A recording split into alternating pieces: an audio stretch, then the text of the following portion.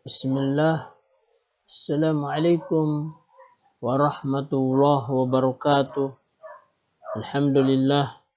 Wassalatu wassalamu ala rasulillah wa ala alihi wa ashabihi wa man tabi'ahum bi ihsan ila yaumiddin. Para pemirsa yang dirahmati Allah Subhanahu wa taala. Setelah kita memuji kepada Allah Subhanahu wa taala dan berselawat kepada Nabi kita Muhammad alaihi salatu wassalam, pada dalam kesempatan ini saya ingin membacakan apa yang saya tulis di blog saya, blog sederhana, yaitu abdurrahmanever.blogspot.com, ya. Jadi dalam tulisan itu saya memberi judul Mendidik Anak dengan Keteladanan. Dikatakan bahwa manusia itu adalah anak dari lingkungannya.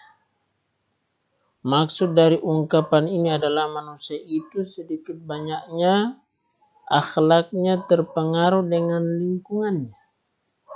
Dan lingkungannya itu bisa meliputi rumah, keluarga, dan masyarakat. Seorang manusia pertama kali bersinggungan dengan rumah di mana ia tinggal. Tentu yang dimaksud adalah orang tua, ibu dan bapaknya. Dari rumah ia mendapatkan pengajaran agama pertama kali. Tapi kalau orang tuanya minim pengetahuan agama dan tidak mempraktikkan ajaran agama dalam kehidupan sehari-hari, maka sang anak kurang mendapatkan pengajaran agama dan tidak pernah mendapatkan suruhan dari orang tuanya untuk mengerjakan sholat. Jika tidak ada keteladanan dari orang tua dalam hal mempraktikkan ajaran agama, orang tua tidak pernah sholat atau jarang sholat.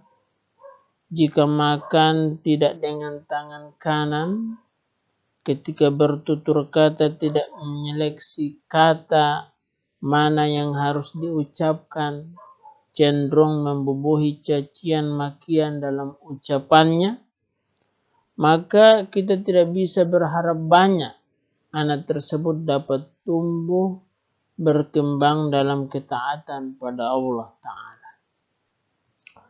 Perlu ada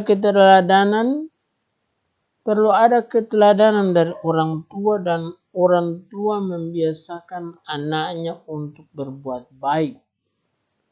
Dan hal yang paling diutamakan adalah pengenalan siapa Tuhan pencipta dan siapa Nabi terakhir, dan perintah melaksanakan sholat.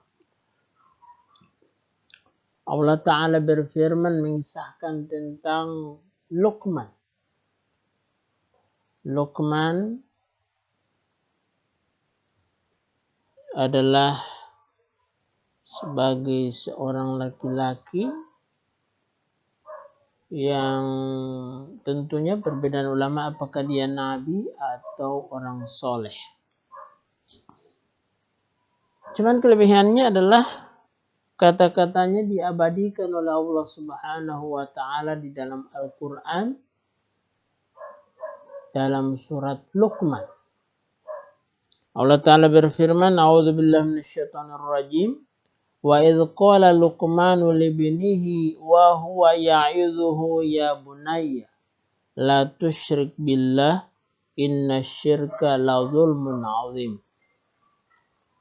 Dalam terjemahan Kemenak 2002 diartikan, dan ingatlah ketika Luqman berkata kepada anaknya ketika dia memberi pelajaran kepadanya, wahai anakku, janganlah engkau mempersekutukan Allah.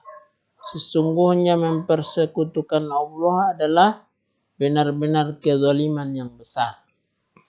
Quran surat Luqman ayat 13. Bagaimana Luqman memberikan pengajaran tentang pengenalan siapa pencipta alam semesta. Tentunya dia adalah Zat yang Maha Esa, yang tidak boleh dipersekutukan dengan zat lain. Kemudian tentang sholat, Nabi bersabda, qala Rasulullah sallallahu alaihi wasallam, muru auladakum bis sholati wa hum abna'u sab'i sinin wadribuhum 'alaiha wa hum abna'u 'ashrin. Dan Nabi bersabda, perintahkan anak-anakmu mengerjakan sholat sedang mereka berumur 7 tahun dan pukullah mereka ketika meninggalkan sholat pada saat umur 10 tahun. Hadis riwayat Abu Daud.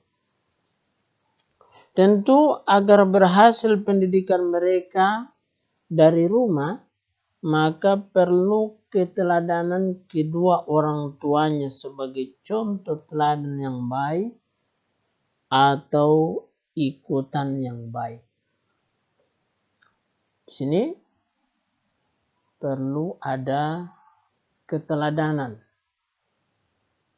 dari orang tuanya, sebab anak itu berinteraksi pertama kali dengan orang tuanya. Makanya perlu ada keteladanan dan pengetahuan yang mumpuni atau paling tidak yang cukuplah tentang masalah agama. Demikian yang bisa disampaikan. Ada kurangnya mohon maafkan. Subhanakallahumma bihamdika asyhadu an la ilaha illa anta astaghfiruka wa atubu ilaik. Assalamualaikum warahmatullahi wabarakatuh.